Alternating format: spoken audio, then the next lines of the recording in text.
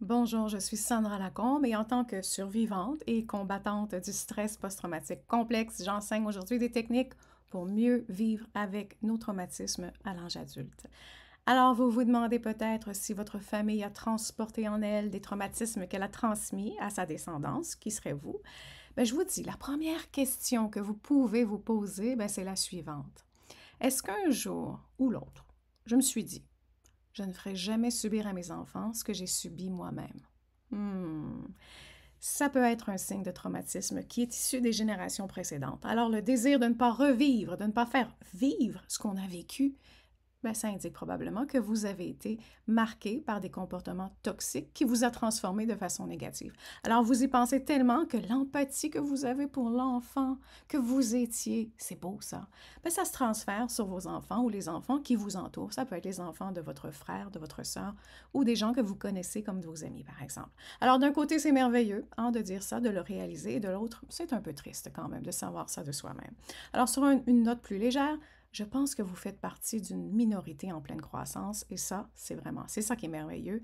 On pourrait évidemment examiner tous les aspects négatifs de la prise de conscience, comme être le mouton noir ou la personne sur qui on s'acharne pour la faire taire, mais on va tenter de s'entraider ici, hein, de nous donner le mérite de voir nos efforts nous transformer. Alors, à quoi peuvent ressembler des comportements familiaux qui sont toxiques et qui sont transmis à travers les générations? Bien, il y en a tout un tas et je vais commencer tout de suite parce qu'il y en a beaucoup. La première chose que je dirais, c'est de ne pas parler de ses émotions ou être puni d'une quelconque façon lorsqu'on le fait. Des parents qui restent muets devant l'expression de vos émotions, des parents qui méprisent ou qui vont ridiculiser ou vous demander de rester positif. Ça, c'est très, très commun. Reste positif hein, face à vos réactions émotionnelles. Se faire mettre de côté aussi lorsqu'on réagit. Tout ça, c'est l'expression d'un mal-être émotionnel. C'est ce qu'ils ressentent en eux. Alors, vos parents ont appris à taire tout ce qui concerne les émotions. Et pour eux, on ne va pas là. Il faut retenir, il faut se contenir. Alors voilà. Pour le deuxième exemple, ce serait d'éviter l'intimité.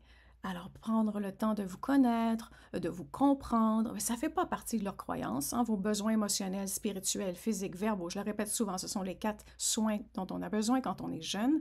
Et ça doit se poursuivre dans la vie avec nous-mêmes. Qui se donne ceci à soi-même, pour eux, c'est une perte de temps, ça ne sert à rien.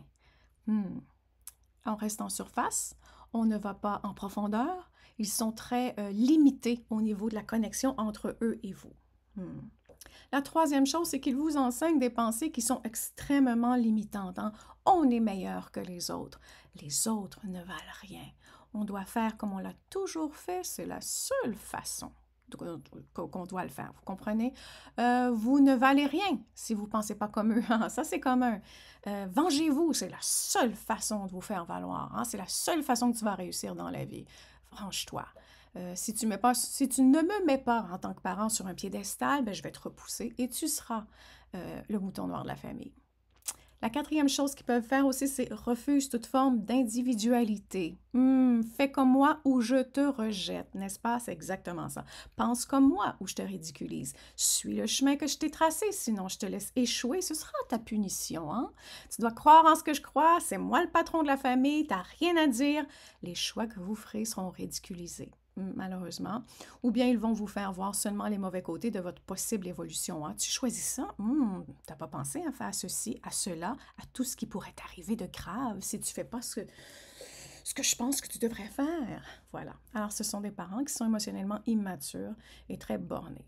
La cinquième chose, je vous dirais que ce serait de vous forcer à rester à leur niveau. Ah oui? Qu'est-ce que ça veut dire?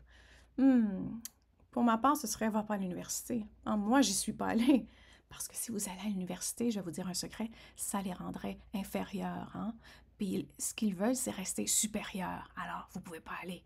Vous ne pouvez pas vous éduquer. Ne deviens pas mature non plus émotionnellement, parce que sinon, ils n'ont plus personne vers qui se tourner hein, lorsqu'ils vivent une crise émotionnelle. Vous allez leur remettre leurs émotions entre leurs mains. Ils n'aiment pas ça. Hein? Ils vous demandent d'avoir les mêmes peurs qu'eux au lieu d'examiner les problèmes que cela génère, d'avoir toutes ces peurs en eux. Hein? Ils vous méprisent s'ils vous voient évoluer. Ils vont vous critiquer aussi. C'est un peu ça. La sixième chose que je vous dis de regarder, c'est qu'ils vont vous encourager à avoir des comportements qui sont très, très destructeurs. J'ai déjà vu ça. Ah, mange, mange, allez, mange, même si tu as plus faim, j'ai cuisiné tout ça. Alors, ils vont cuisiner, et c'est un exemple très concret que je dis comme ça au hasard. Je l'ai vu, des parents, une mère surtout, hein, qui aime tellement cuisiner, qui force les enfants à manger. Voici tout ce que j'ai fait, mange tout ce que j'ai fait. Alors, il les force à manger, même si je n'ai plus faim, créant l'obésité même chez l'enfant. Ou bien, euh, le contraire. Ah non, non, non, non, il faut être ultra mince, ne mange plus. J'ai vu ma mère me regarder être anorexique. On ne mange pas. Elle me regardait de haut en bas et j'étais j'étais très, très mince. Mais elle aimait ça. Ils vont vous demander de les accompagner dans leur beuverie aussi, de partager des drogues avec vous. Ça, j'ai connu des... Quand j'étais plus jeune, j'ai connu des copains dont le parent disait je vais t'apprendre à vendre la drogue, je vais te l'apprendre. Ils peuvent vous laisser vous habiller de façon très provocante à un âge où on devrait vous protéger de ce genre d'attention. Ils vous demandent d'aller vous battre aussi pour vous défendre vous-même, ce serait plus chez les garçons. Ils vous demandent de confronter des adultes et de vous défendre pardon, comme un grand. Donc, vous n'avez pas les capacités, les moyens intérieurs pour le faire, mais on vous dit, allez, fais-le. Alors, on vous abandonne à votre propre sort.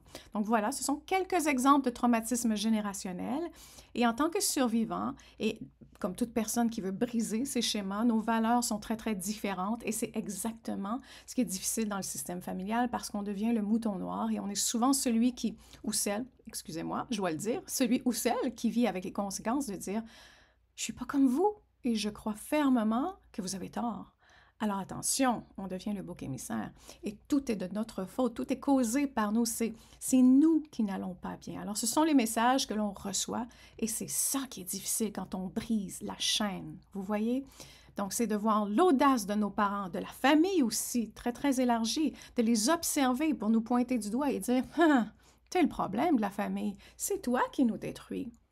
C'est ça, je crois, la partie qui est terrible d'être le briseur de cette chaîne. Mais je suis encore ici à m'aider moi-même et à vous aider en formant un lien entre nous qui peut être peut-être pas très direct, mais au moins on se comprend, on sait qu'on est là, on sait qu'on n'est pas seul. On peut garder un peu la tête haute du moins. Alors pour tous ceux qui font partie de ces systèmes familiaux qui sont très désorganisés, je vous dis, prenez soin de vous, car tout le reste suivra.